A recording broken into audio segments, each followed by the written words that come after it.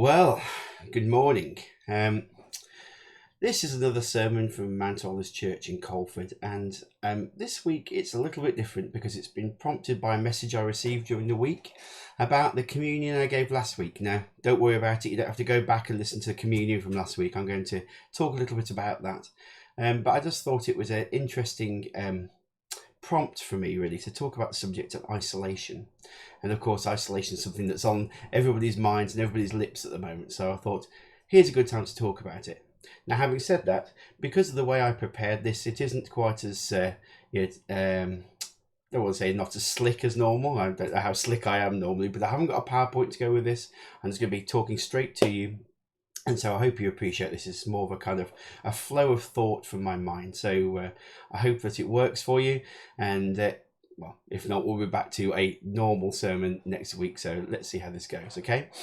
Anyway, so topic of isolation. During last week's communion, I used the verses from 1 Corinthians 10, where Paul is talking about the importance of recognizing that we are all one in the body of Christ. And I explained it was in the context of him correcting bad behavior in the Corinthian church. They were actually participating, of course, in pagan rituals and communion. And so they're trying to have best of both worlds, really. They're trying to have their cake and eat it. And he equates that to Israel, where their physical and spiritual communion with each other didn't mean that their sins went unpunished. It's similar to what Paul says. Similar to what Paul says in Romans 5 and 6, when he says that even though we are forgiven by Jesus, we can't just keep on sinning. He says, well then, should we keep on sinning so that God can show us more and more of his wonderful grace? Of course not. Since we've died to sin, how could we continue to live in it? Or have you forgotten that when we were joined with Christ Jesus in baptism, we joined him in his death? For we died and were buried with Christ by baptism, and just as Christ was raised from the dead by the glorious power of the Father, now we also may live new lives. Now, the misunderstanding about this was that I gave that context because I was also trying to use these verses to correct bad communion practice, but that wasn't the case. I always try to give context because it's very easy to twist the meaning of the Bible by just plucking out verses and quoting them willy-nilly. So I try not to do that on principle. However, in this particular case, I believe that those verses do stand on their own despite taking them out of the context they were originally in. So let's have a look at the verses. It says, when we bless the cup at the Lord's table, aren't we sharing in the blood of Christ? And when we break the bread, aren't we sharing in the body of Christ? And though we are many, we all eat from one loaf of bread, showing that we are one body. See, I think the verses taken on their own emphasize our unity even in our current state of isolation. Jesus says in Matthew 18:20, where 2 or 3 gather in my name, there I am with them. And when Christians gather, I think there's something really powerful about that, which is why I'm doing so many things to try and emphasize our unity and our gatheredness. So I do communion live because actually I think gathering together live is powerful, but that doesn't mean that's the only way of doing it. I hope you'll understand that when I do things, that doesn't mean that I saying I have the only way of doing it. I'm not being prescriptive. As you get to know me, you'll realize I very rarely think that actually I have the only way. In fact, I don't think I ever really think that. I love the breadth of the church and the huge variety of worship and styles of prayer, and nobody gets 100% right apart from Jesus. So you'll never hear me say, or I hope you'll never hear me say, that my way is the only way. Now, I do have some strong ideas and I have reasons for why I do things, but so do other pastors and other churches, and that's fine. So some churches are pre-recording their whole service, including communion, and that's obviously still valid. Some people have no connection at all to online services and have no choice but to pray and praise and take communion in total isolation. And while I believe there is great value in shared experience with other people, that's not the only way of doing things. And all these other ways of doing things are still valid. They're still a way of creating a connection. They all have great meaning and power, no matter how you do it. And in fact, some of my best prayer and worship times for me are actually just between me and God.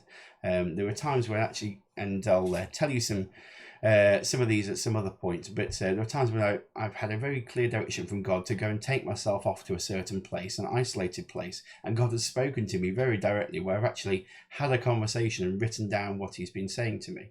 Those things don't happen to me generally in a church service. They happen when I'm alone. So it is important sometimes to be alone. And actually, as we're talking about isolation, this is a very good place to start. That while I believe in unity, that doesn't mean we should never be alone. Luke 5:16 says, the news about Jesus spread all the more, and great crowds came to hear him and to be healed of their sicknesses, yet he frequently withdrew to the wilderness to pray.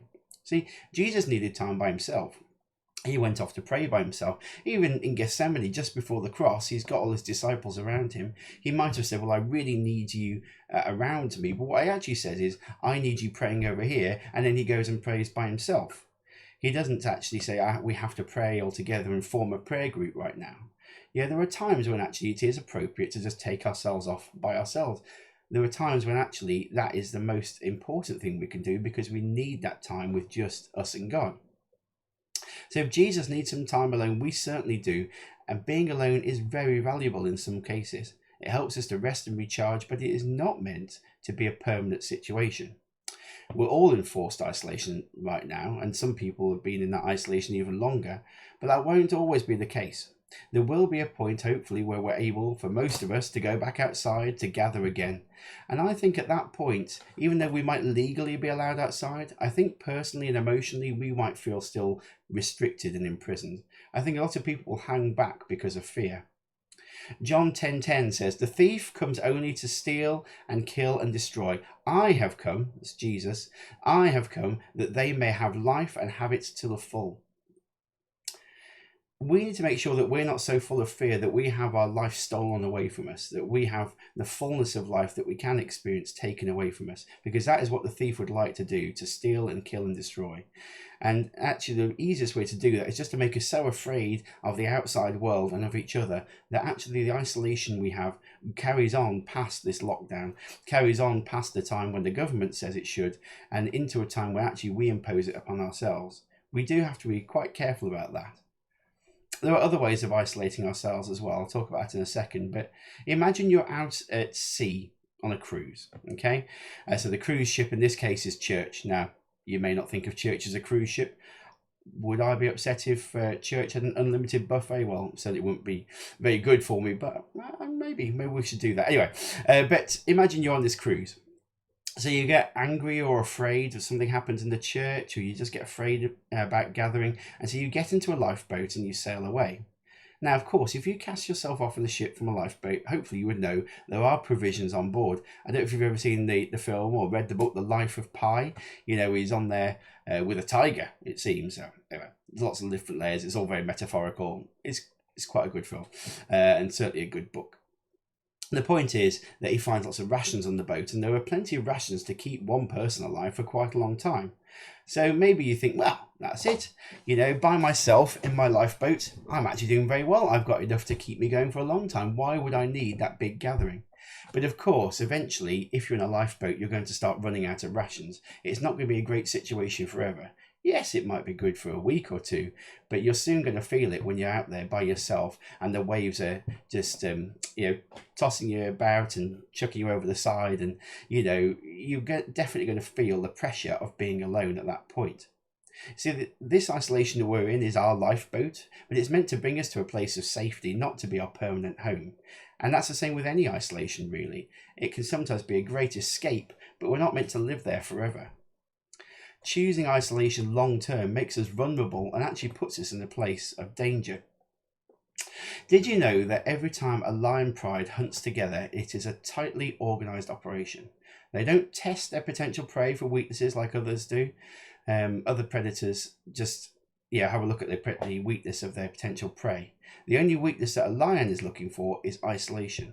If they can remove a single animal from its herd, lunch is easily delivered, even if the animal they are hunting is much larger or faster than the lions themselves. We are sometimes like that lion's prey because we're all made weak and vulnerable by isolation. We may be living life oblivious to the threat, but the threat is there and it is real.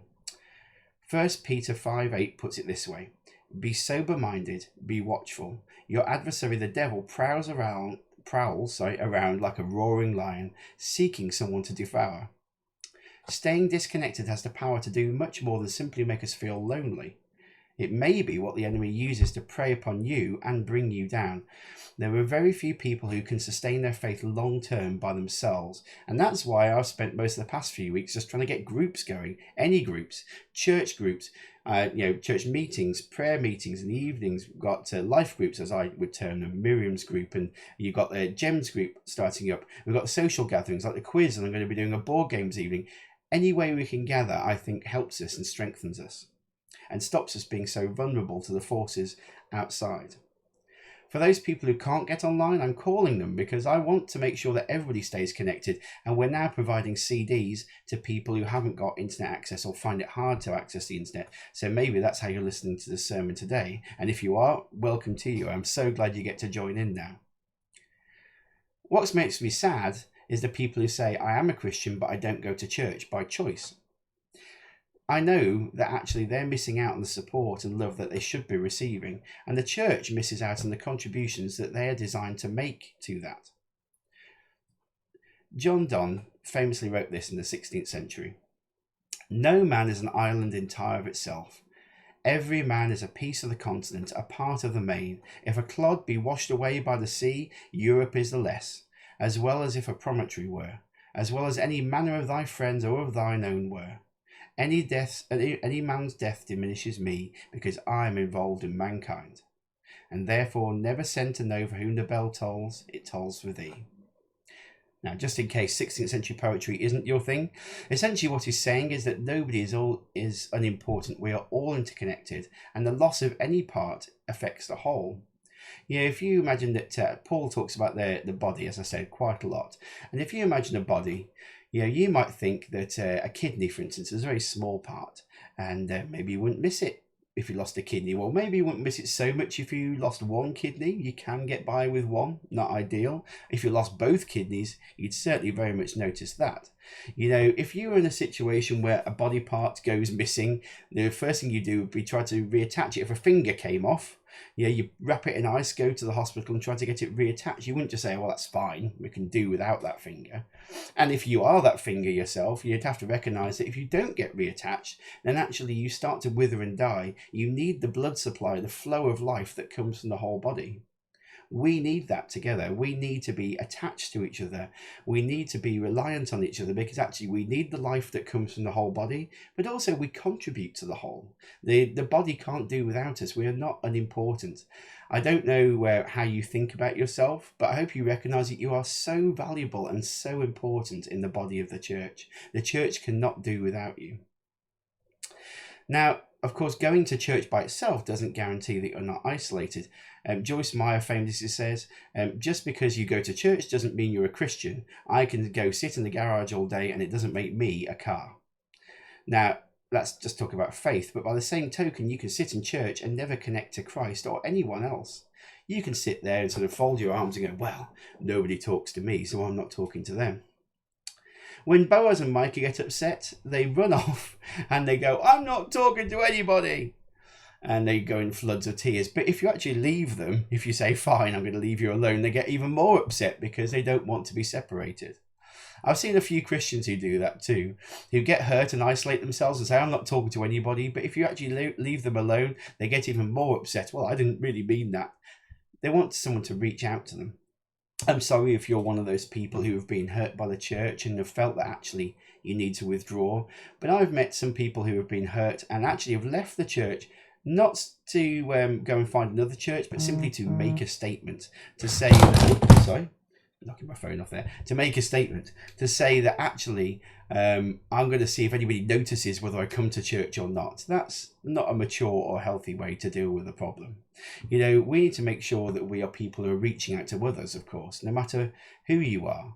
If nobody's reaching out to you, well, try reaching out first. If you reach out with open arms, that gives other people a chance to embrace you.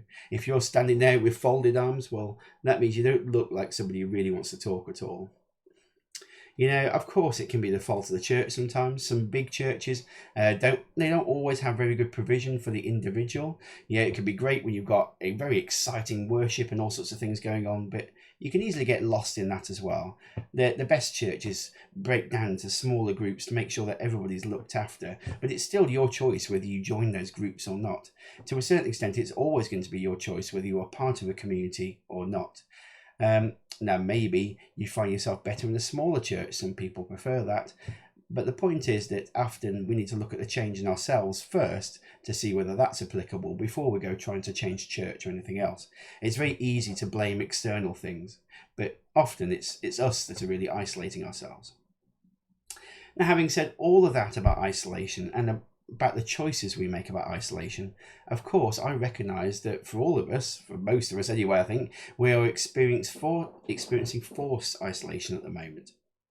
And we mustn't forget that for some people, this is a daily reality with or without coronavirus. For many people, actually, this virus has brought church into their homes.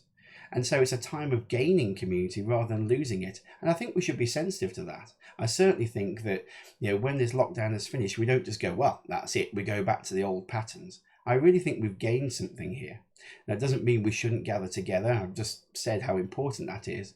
But I do think there is a great opportunity to reach out to people who are normally not embraced so well by the church community. People who are in their own homes and can easily be forgotten and not seen. I think that's terrible. And I think we really need to be embracing people and actually enabling people to be part of our community, even if they can't physically be there. I think we have this wonderful opportunity with the internet to do that permanently now. So gathering is something we should do if we can, but nobody's a second-class Christian if they can't gather together. I want to really emphasize that. There is no sort of, oh, well, if you can't gather in church, you are doing a terrible thing. God will meet you wherever you are. Most of the New Testament books are letters from Paul when he was in prison.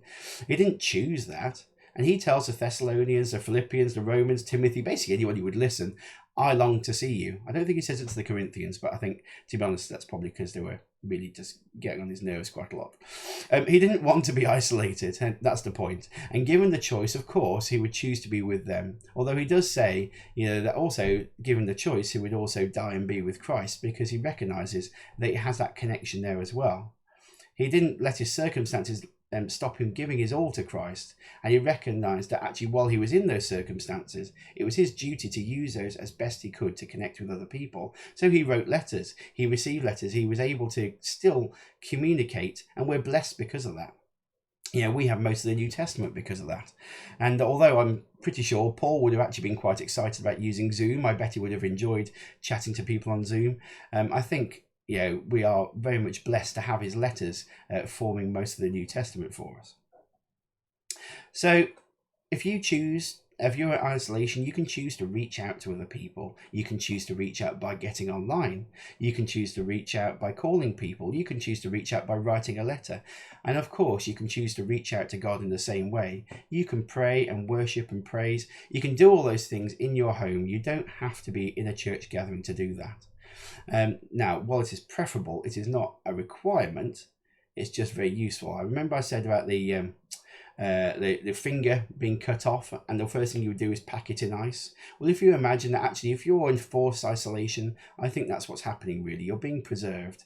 When they do heart transplants and so on, they keep the heart artificially, in ice and sometimes pumping away with artificial blood going with it to keep it sustainable. Not something you want to do forever, but that doesn't mean it can't be done. I think we all know the story of Daniel in the lion's den. I was talking about lions earlier, and I think normally we'd agree that the best strategy for avoiding getting eaten by a lion is to just not be near a lion. Fine. Or to be in a gathering that's bigger than the lions can get into. But with Daniel's case, obviously he's thrown into a pit of lions. He's there by himself. He's isolated, and that is not a place he chose. And yet God doesn't just say, well, you should have been in church. You should have been gathering with other people. That's a safe place to be. No, God comes along. He sends some angels and they shut the lions' mouths. They protect Daniel. God will always be there with us in whatever circumstances, whether you're completely by yourself or whether you're in a church gathering. As I've already said, some of my best times have been by myself. And I do think we can experience really powerful times with God completely in isolation. The more times we can choose to be with other people, the more strengthened we will get, as well as the times we spend with God, which also strengthen us. We can't just have one or the other. If we spend all our time in church community, we will just feel completely worn down, and eventually we'll just be like Jesus is, just running off to find the wilderness to go and get a bit of time with God. But if we spend all of our time in isolation, actually we will feel separated from that body and from the life of that body, and we need to get ourselves back to that to also get nourished and sustained, and because we are meant to contribute to it. Because like the John Donne poem said, no man, that means no person, just to be clear, it's not just about males, no person is an island. Nobody by themselves has all the answers. Nobody by themselves has all the pieces of a puzzle. If you imagine that you are a piece of a jigsaw puzzle, a piece of a jigsaw puzzle by itself doesn't mean much. It only means much when it's slotted into the bigger picture. But then again, a jigsaw that misses a piece is also very obviously missing something. The two work together.